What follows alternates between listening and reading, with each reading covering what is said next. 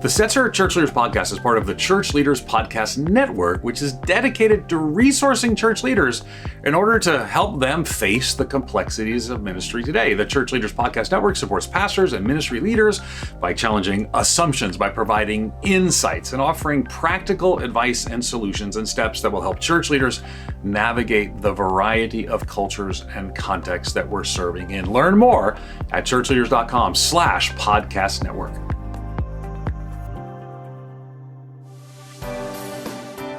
Welcome to the Stetzer Church Leaders Podcast, conversations with today's top ministry leaders to help you lead better every day. And now, here are your hosts, Ed Stetzer and Daniel Yang. Welcome to the Stetzer Church Leaders Podcast, where we're helping Christian leaders navigate and lead through the cultural issues of our day. My name's Daniel Yang, National Director of Churches of Welcome at World Relief, and today we're talking with Léonce Crump Jr. Léonce is an international speaker, former NFL athlete, and the co-founder and senior pastor of Renovation Church in Atlanta. He's a champion for the church's participation in focused and intentional cultural renewal. And today we're talking about his book, The Resilience Factor, a step-by-step guide to catalyze an unbreakable team, co-authored with Ryan Hartwig and Warren Bird. Now let's go to Ed Stetzer, editor-in-chief of Outreach Magazine and the dean of Talbot School of Theology. And a friend of Léonce. I lead that on my bio, friend of Léonce Crump. So, resilience, man, it's like I spoke to this group, large church pastors in this group called Transformation Ministries. And man, people just want to talk about resilience. I was talking about cultural things, and I say this one phrase sometimes. I say, you're going to need reservoirs of resilience and communities of support to get through 2024. I mean, it's going to be, I'm of the view it's going to be more divided than ever before. This may be the hardest year of our ministry journey. And so you co-wrote, and just so people know, there's like multiple authors in this, forward by Todd Bolsinger, which of course so many of us have engaged some of his work, but it's called The Resilience Factor, a step-by-step guide to catalyze an unbreakable team. And it's just fascinating when I talk about these things. Like, since that meeting, people say, would you come do this at my meeting? And I talk about how we need reservoirs of resilience and communities of support. And I usually frame those things separately, but I think part of the brilliance of the book is you're sort of bringing those things together. Resilience and team really matter. And I want to kind of talk about what that looks like, how you walk through it, because you talk about in the book several new realities that's important for leaders to know. Let's start there. What are some of those realities that leaders need to know? Yes. The first, and I think maybe most important reality that we need to accept is that the disruption we experience is actually normal. And what we experienced as relative stability, depending on your age, between, the early to mid 80s up until quote unquote COVID, what felt like relative stability was actually abnormal. And when you look at the arc of history, when you look at the arc of the world, disruption is actually the most prevalent reality. And I think what I've experienced, leading up to writing the book and then since writing the book and talking to other leaders, is that has been the one that's been the biggest clicking point, because everybody was on their heels coming out of COVID. Andy Crouch wrote a great article about it being an ice age, and everybody was trying to figure out how to pivot and how do we navigate this new world, and how do we navigate this disruption, as though disruption was something that is not a part of the normal rhythm of life. So that's probably the first and the biggest. There's a few others. The definitions have changed dramatically. Now direction is seen as dominance and clarity is seen as control. So you have to be careful in how you lead and how you speak and nuanced in how you engage. And so I think as we face these new realities, it's going to require some learning and some agility on top of a resilience to continue to move forward through the difficulty. Good. Okay, so I want to lean in on that, because even when you said some of those things, there are people who are going to hear, and right now you talk about leadership, and they hear abusive leadership, right? So we all have, we've had these conversations. I mean, who hasn't listened to the Rise and Fall of Mars Hill? So we seem to be in a bit of a backlash against leadership in this moment, and maybe the backlash is caused by bad leadership and bad leaders. Both at work. So you're kind of making a case that leadership is going to be important for our future together. But I mean, are we gonna go through the cycle where we all back into the CEO model that we kind of learned from the 80s wasn't really helpful? I mean, where are we headed? Well, I think, and I do say I think we're headed more toward team leadership and transformational leadership, not the CEO models of the past, the top-down hierarchical structures that we were taught in how to run a business and attach Jesus to it to some degree. But I really think we're moving more toward a team leadership, a true shared plurality among staff. Even if you have a point leader, that the weight is distributed across several others. And then I think we're moving toward transformational leadership. And what I mean by that is a leadership that is actually seeking to bring out the best in people, to see them formed as the leaders that they can become, rather than as a means to an end of what we're trying to do organizationally. Because you're right, leadership itself is under question right now. It's under fire, not just in the church, but everywhere. And I think in part it's a meeting of a moment. There has been abusive leaders. There has been narcissistic leaders. There has been crazy, kind of crazy people sitting at the helm of large organizations. But then you also have a cultural moment happening simultaneously where the idea of a leader, good, bad, or otherwise, is just summarily rejected. And when those two things are married together, you kind of find yourself in the situation we're in right now. And I think the greatest gift we'll have going forward, again, is to not have one person be the focal point organizationally, or where the buck stops, or, at the top of the hill, but that there really is a team approach, which brings with it kind of an inherent accountability that people say they want to see in their leaders. Let's talk about that. I mean, if we're reimagining leadership for a resilient future, a resilient, more robust future, like, what does that mean for team? Like, in your mind, what characterizes a thriving team then? And if we're reimagining leadership, like, does it take longer to develop those kinds of teams? Oh, it absolutely takes longer to develop those kinds of teams. And I believe it's developed in tiers.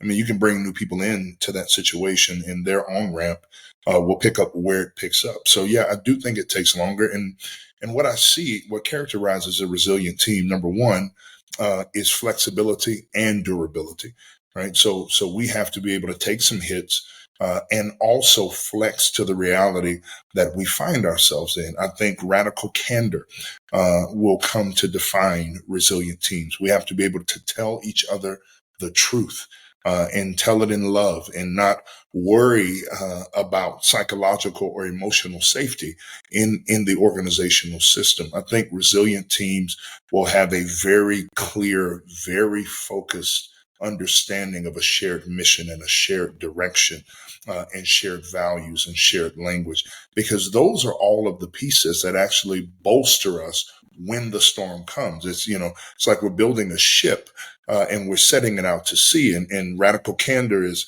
the starboard side, and flexibility and strength is the port side. And so you're putting the ship together so that when you get out to sea and the storm comes, you actually have a buttress and a chance to not only survive, but to thrive. Yeah, flexibility, durability. I mean, let's use athlete. You're an athlete. You play professional sports, and the longevity of Tom Brady, he often attributes to the way that he trained, right? And he focused on durability and agility. I mean, and developed the whole training system around that. Do you think that, like, our profile for a high level leader needs to change? I think it has. Okay, talk about that. I think it has changed for those organizations that are moving forward, because it is becoming less about even the degrees, and I'm not anti-education. Please don't get mad at me, Dr. Stetzer, but I am finishing a doctorate right now, and it is not at Wheaton or Talbot. But you've made the wrong choice, so that may be the reason. But anyway, keep going. Needed it to be local so I can keep parenting my kids. Here's the amazing thing: you could do your doctorate remotely now. But anyway, let's not get there. Sorry. You did start this. I believe in education. I do, but I don't think education and even experience are going to be the first two things that most healthy, vibrant, growing organizations are going to look for. Not that they're not important, but I think the profile of a leader has really changed to ask the question, what have you endured and how did you endure it? Mhm. What kind of people have you formed in your wake? What kind of leaders have you formed in your wake? And what will you do were we to face another pandemic, or Mhm. to quote Rick Warren from 2020, we faced 5 different significant traumas at once: racial instability, financial insecurity, economic fragility, political incivility, and a pandemic at the same time. So we've gone through that now. As a leader, if you're coming into my organization, I want to hear you tell me.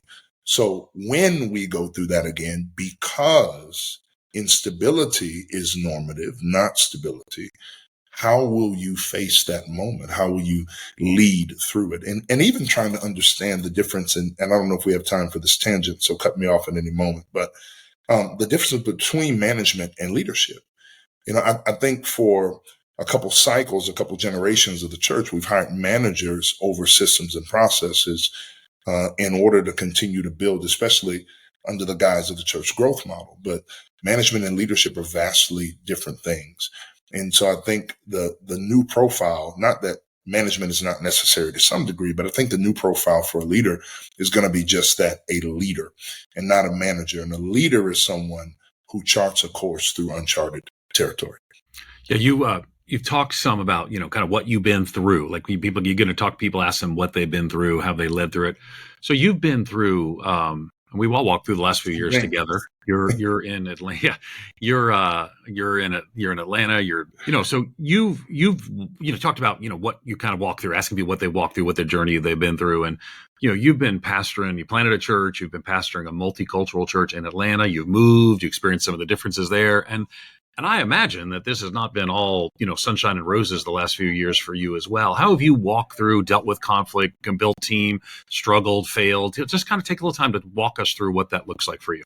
Yeah. So let me give you a flyover first, just a timeline. 2019, we went through an incredible church trauma that led to a splinter. We can unpack more of that in a moment. 2020, my friend and mentor, your friend, who walked me through that difficulty in 2019, took his life with respect to what he'd gone through. 2021, my brother passed away from cancer, and he had cancer through 2019 and 2020 when all these things were going on. And in the middle of all of that, I had to lead a church through COVID that didn't gather for almost 14 months. And we didn't know if we would have a church or not on the other side of it, because Atlanta's restrictions were as much as California or any other more progressive city. And then when we did finally come back, we required masks, and we had a group of people who refused to return because we were requiring masks. And then when we made mask optional, we had a group of people leave who refused to return because we weren't requiring masks. So all of these things kind of happened at once. And I got to be honest with you, the last year has been pretty exceptional, but the 4 before that, man, were the hardest in my adult life. And I honestly, I marvel sometimes. I was talking to my friend Nathan Art yesterday, who I think you know as well. And he said, "Man, you sound really good." And I said, "Yeah, I'm surprised, honestly, that I am still standing, that I am still leading, that I still want to lead in light of everything that we've navigated and how it's affected our children." I've got 2 teenage daughters. They were deeply impacted by what happened with the church, because there were people who had been in their lives since they were, 3 years old, that are now raging at their father and saying that their father has done X, Y, and Z, and they can't reconcile that with who they know me to be and who they thought they knew these people to be. And so there's just been ripples through everything. And, going through that, I think the 2 main points I would draw out is, number one, when you go through something like that, especially laden with accusations, I think the first thing you have to do is look at yourself. And that's what I did. I started asking questions of my own leadership. Where have I contributed to what I'm hearing, to what I'm experiencing. I talked a little bit about that with Preston that we mentioned earlier. Talking about Preston Sprinkle, that was before we were on the recording. So you did a podcast with Preston Sprinkle where you unpacked some of the conflict that was there. Yeah, and just step one was, okay, what part of this do I have to own? And there were things for me to own. At no point have I been an abusive leader. I'll say that outright. But I have been a driver. I have been a person who was more ambitious than I was compassionate. I have been a person that expected people to run at my pace rather than their pace. And so I had to own those things.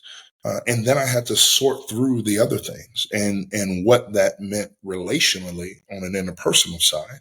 And then what that meant organizationally as people had many, many questions about what was going on as our church was really splintering toward the end of 2019 and leading into 2020.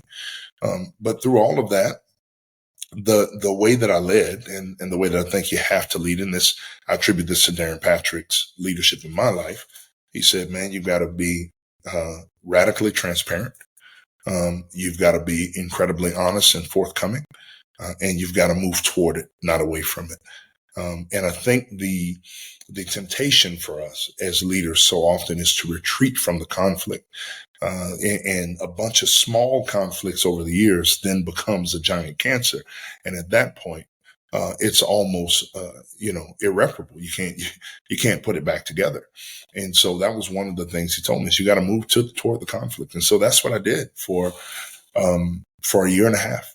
Everything that came, I moved toward it, whether that was in person or through email or through social media or online.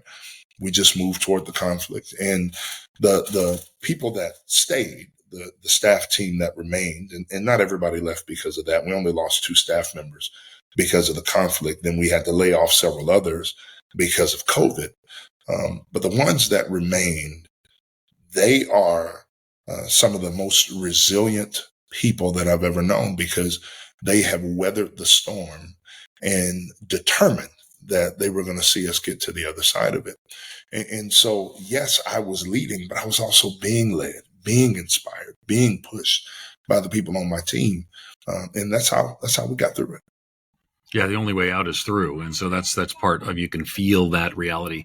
And I appreciate your transparency. Again, we listened to that podcast that Preston Sprinkle did with you. I thought that was interesting and helpful. And for me, it kind of speaks to a cultural moment. I mean, your own talk about where you failed and you learned, but our own cultural moment. We're all going to have failures and the transparency that comes from there, how to respond to them. But I also am kind of the view that the way you lead is not always just, I'm not saying you would do this, but for a lot of pastors, I just want to talk to them.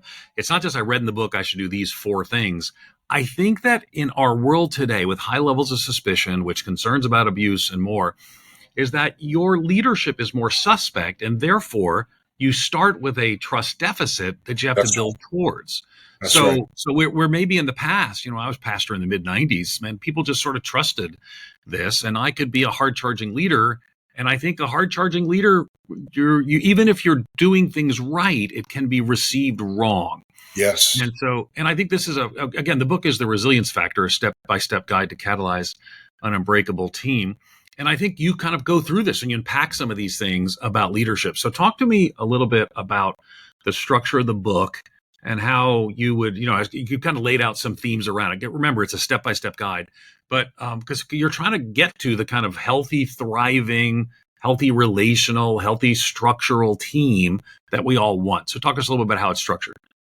Yeah, the book is structured over 8 kind of movements with 40 or so different parts in it. And it is more of a workbook than it is, a weekend read type of leadership book. So number one, I would say to anybody listening or watching, it's going to be best done as a team. We wrote it that way intentionally. Can you do it on your own? As a team, 4 teams. I think that's worth noting. Yeah, that's exactly right. Which was quite the process. Oh, it is. It is. I've written three author books before, and it's a lot. My goodness, it's a lot. And we, as a team writing, faced some of the challenges that we were unpacking in the book. And so that really brought a lot of it to life. So you've got 8 movements, about 40 parts, and each of them is there to move you closer to the type of team that hopefully you want to be on and you want to be a part of. And we address everything from high level theoretical understanding of team dynamics and how teams form, and what the necessary ingredients are to actually form a team rather than a group of individuals with a common cause. And those are not the same thing, all the way down to the nitty gritty of how to structure your meetings, what should be an email versus what requires a meeting, and the rhythms of organizational life that necessitate the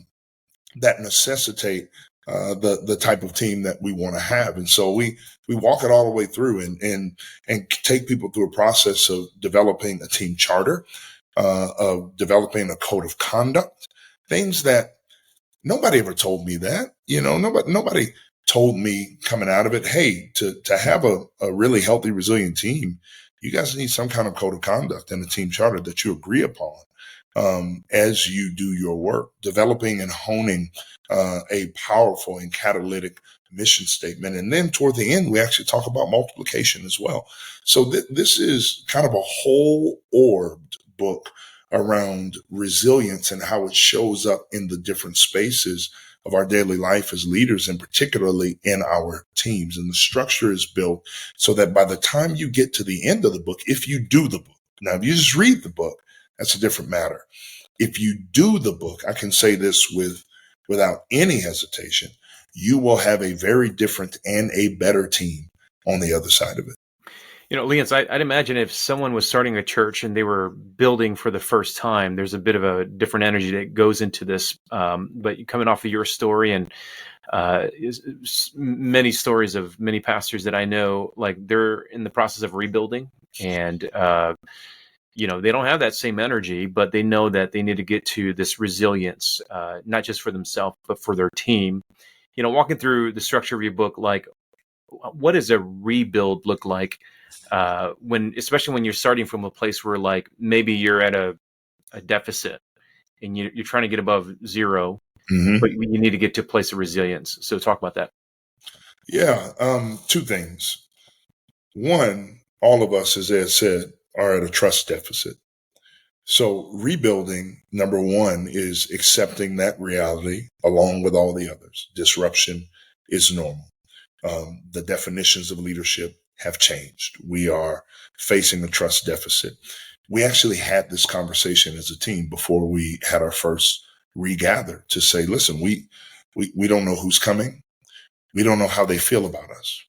And so we have to operate as such and win them again. And some win them for the first time.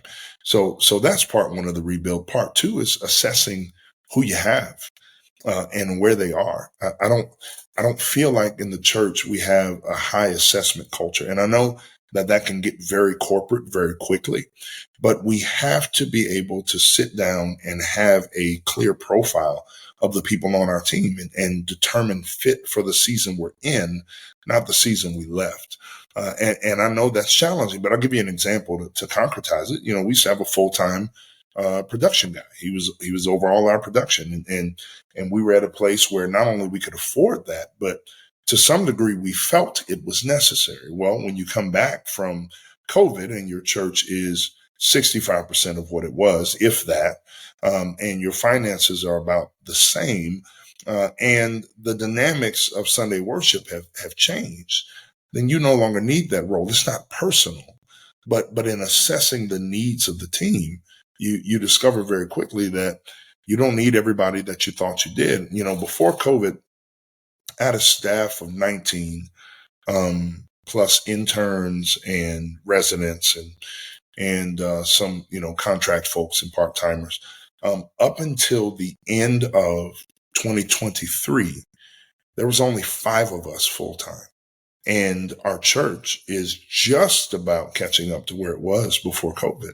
Numerically, it's surpassed where it was financially, but there were only 5 of us running full time. And we were having a conversation like, how is this possible? Well, because when you have 5 people who are highly organized, highly resilient, highly focused, and have high degrees of ownership. That's another key ingredient to a resilient team is high degrees of ownership. I own my failures. I share my wins. When you have that kind of composition, then 5 people can accomplish as much as 19 could before. And we've done more ministry between 2021 and now than we did in the first 10 years of our church.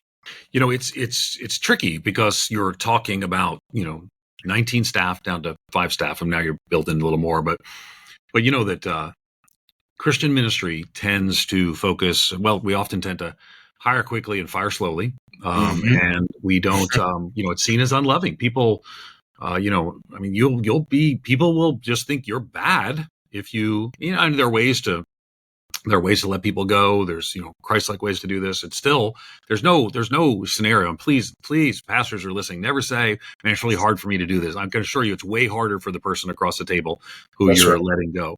But man, how do you navigate that in a time when people will see that as unloving? How do you assess whether or not you got the right people on your team? Yeah, you assess it. I'll start there. You assess the people based on the need. Based on the clarity of vision and mission, based on the weak points, and maybe weak points is the wrong word, but based on the places ministerially where their particular gifting matches that particular need. And that's where the assessment starts. And it doesn't mean that anything else won't be necessary in the future. We're just talking about right now. And I think the way you have that conversation is lovingly and honestly and winsomely, and you take the burden. Is what you just said. I'm not going to come into the conversation and say, man, this is really hard for me, because now I've centered myself in an interaction that is actually negatively affecting the person on the other side of the table. But that, the example I gave, that's not a story. That's a real thing that happened. And that brother is still at our church.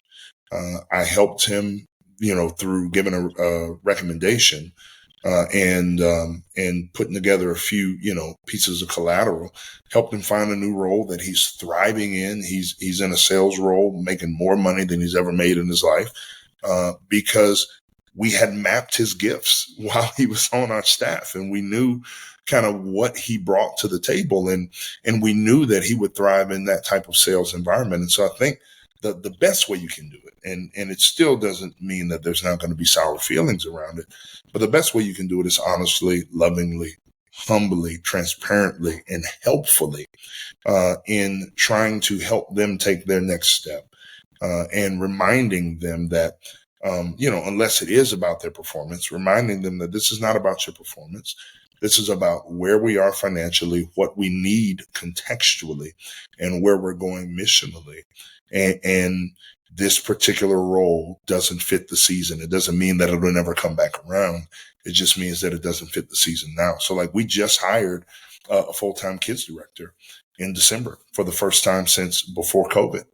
And we've been, pulling in new roles as we've gone along and as we've seen need, and as we found the places in our community that needed to be shored up by full-time vocational ministers. But we really, I think the big shift for us coming out of COVID was as much philosophical as it was financial, as we revisited Ephesians 4 and we were reminded, the goal is not to hire as many people as possible to do as much ministry as possible. The goal is to hire the right amount of people to equip as many people as possible to do ministry. Yeah, the subtitle of the book is a step-by-step guide to catalyze an unbreakable team. And I think oftentimes when people think unbreakable, they might be thinking we will never face adversity, or we're just, everything's hunky-dory and up into the right. But probably the reality is that, all teams will be challenged. And what is it about unbreakable teams? How do they approach conflict resolution? What do they have in their reserves that allows them to actually work through conflict? Yeah, the idea of an unbreakable team, as you said, is not that you'll never face adversity. It's that there's an expectation of adversity, right? That has to be the common denominator in the part of the composition of your team, is you expect to face challenge. And the way that an unbreakable team faces conflict, again, I hate to sound repetitive, but they move toward it and not away from it. They move toward it with transparency and honesty and humility and candor, rather than trying to cover and shade and avoid the difficulty. They actually lean into the punch rather than lean out, and then they reassess on the other side of it. And what I found in a lot of teams, honestly, is just the opposite. That they know they have 2 or 3 families that are upset. They just hope that it'll go away. They know that the finances are not coming together for the budget year. They just hope there'll be a big windfall at the end of the year. I can give you several examples down that line. And a resilient and unbreakable team does just the opposite. We know we have 3 families who are upset. We're going to set up meetings and we're going to be proactive about the conversation. We know our finances aren't coming together the way that they should. We're going to start making budget cuts now. And if something comes in at the end of the year, then we'll reallocate it where we can. It's taking a proactive approach toward conflict that allows you to step right into the center of the tornado and make the decisions that you need to make to get to the other side of it. And I don't know if I can illustrate it any better, but that is the big difference. It's the ability to bend and not break. It is the ability to get hit and keep going. It is the ability to see a storm on the horizon, and instead of riding in the opposite direction, actually riding straight toward it. And doing so, these are the other pieces, doing so unified around your vision, unified around your mission, unified around high trust, unified around high ownership, and understanding that if we go in together, we come out together. We don't leave anyone in and we don't leave anyone behind, because it's the team that is actually facing this moment and not just some champion that we've sent out from among our ranks. And last thing I'll say here, I feel like that is the model that I used to exist in. If you remember that movie, Troy, right? Where you send out a champion and they'll do the fighting and everybody cheers. And that model is not going to work in the world we're facing right now, at least not sustainably and not long term. We can't send out a champion and do all the bidding and then have the team pat him on the back. No, the team has to move and fight together. We've been talking to Léonce Crump. You can learn more about him at Leoncecrump.com. Be sure to check out his book, The Resilience Factor, a step-by-step guide to catalyze an unbreakable team. And thanks again for listening to the Stetzer Church Leaders Podcast. You can find more interviews as well as other great content for ministry leaders at ChurchLeaders.com/podcast. And again, if you found a conversation today helpful, I'd love for you to take a few moments, leave us a review. That'll help other ministry leaders find us and benefit from our content. Thanks for listening. We'll see you in the next episode. You've been listening to the Stetzer Church Leaders Podcast. For more great interviews, as well as articles, videos, and free resources, visit our website at ChurchLeaders.com. Thanks for listening.